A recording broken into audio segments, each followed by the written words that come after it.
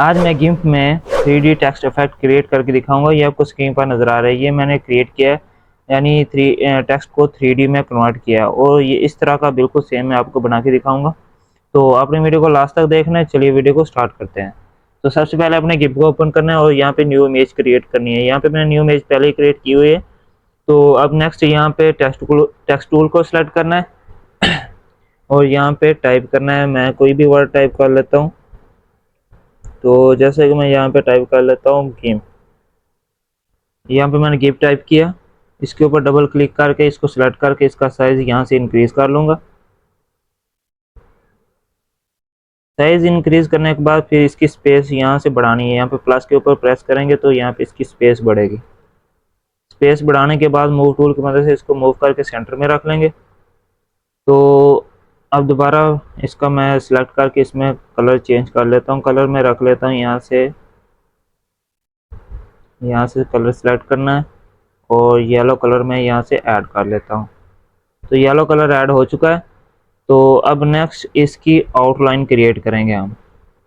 तो आउटलाइन कैसे क्रिएट करनी है, यहाँ पे एक न्यू लेयर पहले इसको सिलेक्ट करना है। अल्फा टू सिलेक्शन करके राइट क्लिक करेंगे, अल्फा टू सिलेक्शन करेंगे और यहाँ पे न्यू लेयर क्रिएट करेंगे। इसके बाद सिलेक्ट के ऑप्शन पे जाके ग्रो के ऊपर क्लिक करना है और यहाँ पे मैंने 3 सिलेक्ट किया है तो इसको 3 ही रहने दूंगा और इसको ओके कर लूँगा। और यहाँ पे इसकी स्पेस बढ़ चुकी है, इसमें मैं कर लूँगा white colour add. White colour add हो चुका है। सिलेक्शन से ख़त्म करेंगे, सिलेक्ट के ऑप्शन पे क्लिक कर नन करेंगे, सिलेक्शन ख़त्म हो जाएगी और इस लेयर को उठा के मैं नीचे वाली लेयर के नीचे रख लूँगा। तो अब यहाँ पे बैकग्राउंड भी वाइट है और इसकी आउटलाइन भी वाइट है। तो सिंपली फ़िलहाल मैं यहाँ पे आर्जी तौर पर बैकग्राउंड जो है वो ब्लैक कलर में ऐड करूँगा और यहाँ पे इसको अभी लेयर को जो वाइट कलर आउटलाइन की लेयर थी उसको उठा के मैं गिम्प के ऊपर रखूँगा फ़िलहाल। तो अब यहाँ पे इसको इसके ऊपर राइट क्लिक करके अल्फा टू सिलेक्शन करेंगे।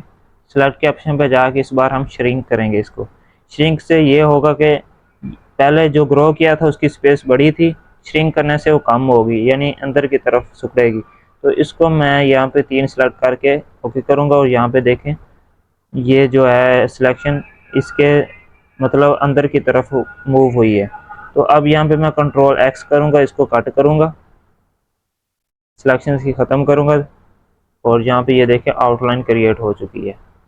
तो इस तरह से आउटलाइन क्रिएट करनी है।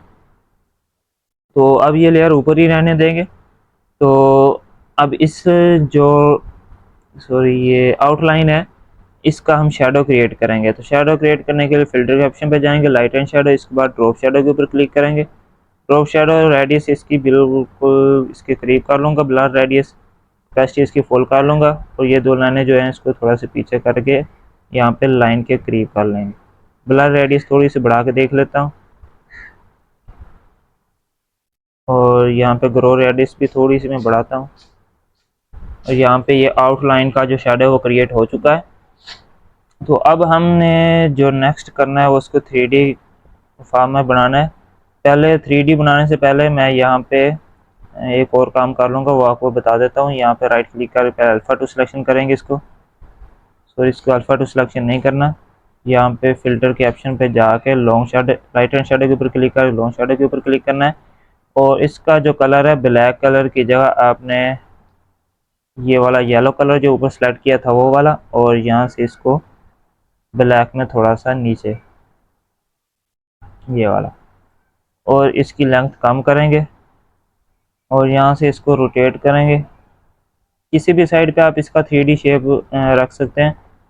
तो यहाँ पे मैं लेंथ इसी थोड़ी सी और बढ़ा देता हूँ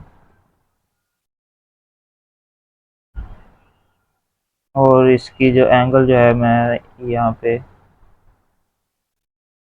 यहाँ ठीक है, बेहतर है। तो यहाँ पे मैंने इसका एंगल रखा और इसको ओके किया।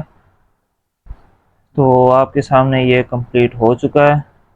तो ये इसकी आउटलाइन क्रिएट की, उसका शेडो और इसको 3D में कन्वर्ट किया। तो अब बैकग्राउंड में इसका वाइट में ऐड कर लूँगा, दोबारा वाइट कलर ऐड कर लूँगा और अब इनको इकट्ठा करके ऊपर वाली लेयर के ऊपर राइट क्लिक करके मर्ज डाउन करेंगे, नीचे वाली लेयर के साथ इकट्ठा हो जाएगा और इसका ड्रॉप शेडो क्रिएट करेंगे।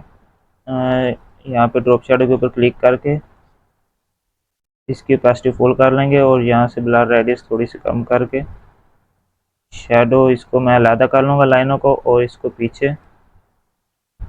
पीछे करेंगे, इसको थोड़ा सा आगे करेंगे और ये शेडो भी इसका क्रिएट हो चुका है। तो इस तरह आप आसानी से गिम्प को किसी भी टेक्स्ट को 3D में कन्वर्ट कर सकते हैं और आउटलाइन भी काफ़ी बेहतरीन नज़र आ रही है, उसका शेडो भी इस तरह से क्रिएट कर सकते हैं। टेक्स्ट को इंगेज बनाने के लिए बहुत ही प्यारा नज़र आ रहा है। इस तरह से आप कोई भी टेक्स्ट को 3D में कन्वर्ट कर सकते हैं। तो उम्मीद करता हूँ आपको ये मेरी वीडियो अच्छी लगी होगी। तो अगर मेरी वीडियो आपको अच्छी लगी है तो प्लीज़ वीडियो को लाइक करें, चैनल को सब्सक्राइब करें। तो मिलते हैं नेक्स्ट वीडियो में।